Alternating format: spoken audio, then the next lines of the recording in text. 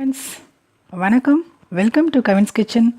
இன்றைக்கி கவின்ஸ் கிச்சனில் நான் உங்களுக்கு ஒரு இட்லியை வச்சு ஒரு ரெசிபி செஞ்சு காமிக்க போகிறேன். இட்லியை வச்சு ஒரு ஸ்வீட் ரெசிபி, அதாவது இட்லி ஹல்வா. நீங்கள் இட்லியில் மஞ்சூரியன், இட்லி டிக்கா அந்த மாதிரி நிறையா நீங்கள் கேள்விப்பட்டிருப்பீங்க. இப்போ நான் உங்களுக்கு இட்லியை வச்சு ஒரு டிஃப்ரெண்ட்டாக ஹல்வா செஞ்சு காமிக்க போகிறேன். அதுக்கு தேவையான பொருட்கள் இந்த மாதிரி இட்லி, லெஃப்ட் ஓவர் இட்லி. நீங்கள் காலையில் ஊற்றி வச்ச இட்லி, நீங்கள் அதை வந்து ஃப்ரிட்ஜில் வச்சு எடுத்து வச்சிடணும். நான் வந்து 4 இட்லி எடுத்திருக்கேன். 3 பொருள் தான், இட்லி, நெய், சர்க்கரை. இது 3 வச்சு நம்ம எப்படி இட்லி ஹல்வா செய்கிறதுன்னு பார்க்கலாம்.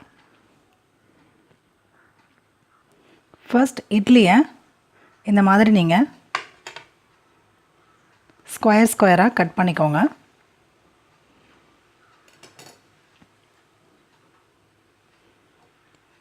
இட்லி காலையில் சுட்டிங்கன்னா அதை வந்து எடுத்து நீங்கள் ஃப்ரிட்ஜில் வச்சிடணும். மீந்த இட்லியை ஃப்ரிட்ஜில் வச்சுட்டு ஒரு 4 ஹவர்ஸ் கழித்து நீங்கள் இதை எடுத்து செஞ்சுக்கலாம். இது ட்ரையாக இருந்தால் தான் இந்த மாதிரி க்யூப்ஸாக கட் பண்ண வரும். இந்த மாதிரி 4 இட்லியும் நீங்கள் க்யூபாக கட் பண்ணி வச்சுக்கோங்க. பாருங்கள், நான் க்யூபாக கட் பண்ணி வச்சுட்டேன். இது 4 இட்லி. 4 இட்லிக்கு 50 கிராம் சுகர் நான் எடுத்திருக்கேன். 2 டேபிள் ஸ்பூன் நெய் தேவைப்பட்டால் நம்ம கொஞ்சம் அதிகமாக கூட போட்டுக்கலாம், ஏன்னா நம்ம ஹல்வா செய்ய போகிறோம். ஸோ ஃபர்ஸ்ட் நம்ம என்ன செய்ய போகிறோன்னா, இந்த இட்லியை இந்த மாதிரி கேஸில் ஒரு வானல் வச்சு அதில் எண்ணெய் ஊற்றி ஃபஸ்ட்டு நம்ம அதை ஃப்ரை பண்ணிக்க போகிறோம். ஃபஸ்ட் இந்த இட்லியை நம்ம ஃப்ரை பண்ணிக்குவோம். எண்ணெய் சூடாயிடுச்சு. இப்போ இதை நம்ம ஃப்ரை பண்ணி எடுத்துக்கலாம். அடுப்பை சிம்மில் வச்சுருங்க.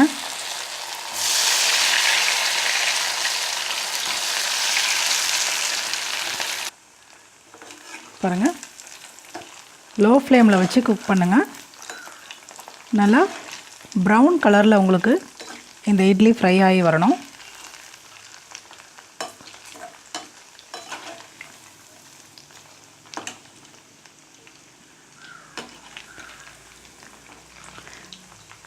இட்லி சூடாக இருக்கும்போது நீங்கள் செஞ்சிங்கன்னா இது வந்து நல்லா வராது.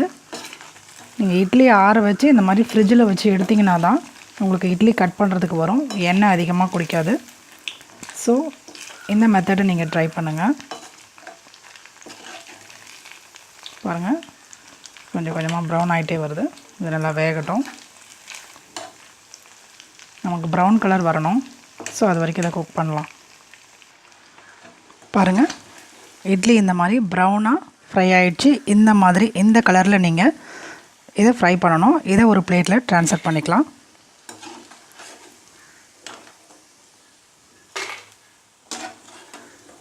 இந்த மாதிரி சவுண்ட் வரணும் உங்களுக்கு, கிறிஸ்பியாக. மிச்சம் வச்சுருக்க இட்லியை நம்ம பொரித்து எடுத்துக்கலாம்.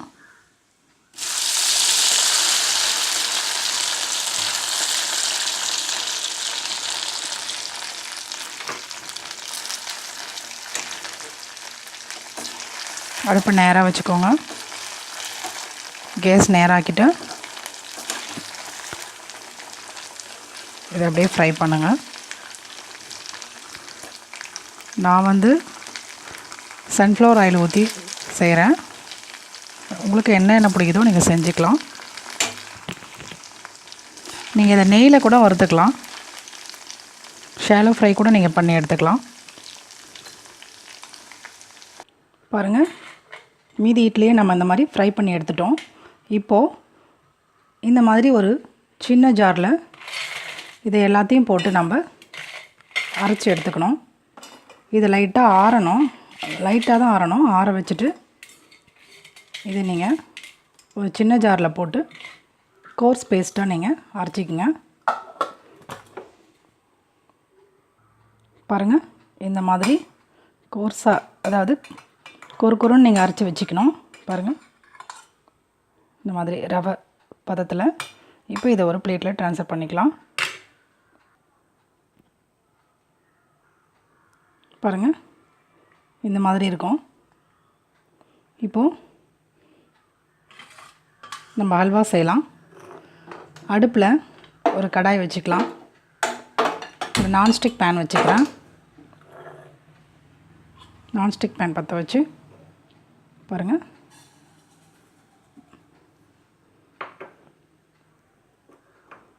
இது 4 இட்லிங்கிறதுனால நான் ஒரு 2 டேபிள் ஸ்பூன், அதாவது ஒரு 3 டேபிள் ஸ்பூன் கிட்ட ஒரு 50 சர்க்கரை எடுத்துக்கிறேன்.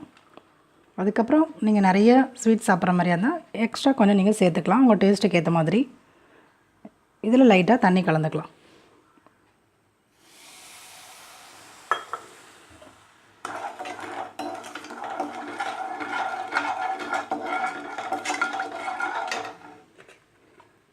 இப்போது இந்த பிரெட் க்ரம்ஸை நம்ம இதில் போட்டுக்கலாம்.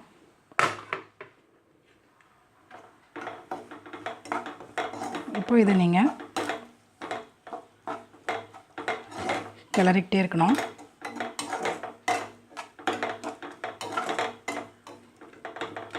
நீங்கள் அதிகமாக தண்ணி ஊற்றணும்னு அவசியம் இல்லை.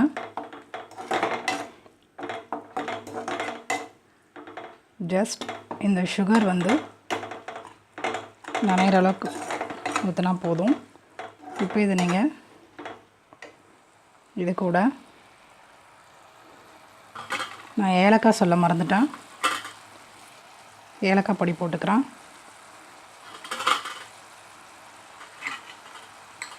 ஒரு ஸ்பூன் கீ ஆட் பண்ணுறேன்.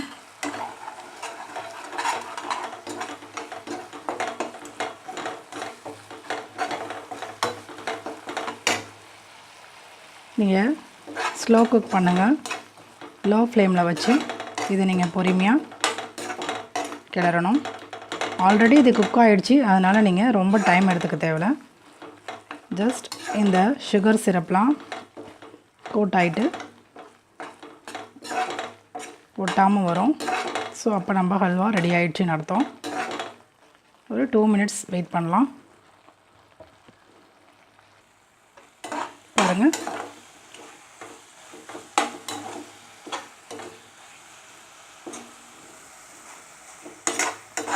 நம்ம ஊற்றின நெய் வெளியில் வந்துருச்சு.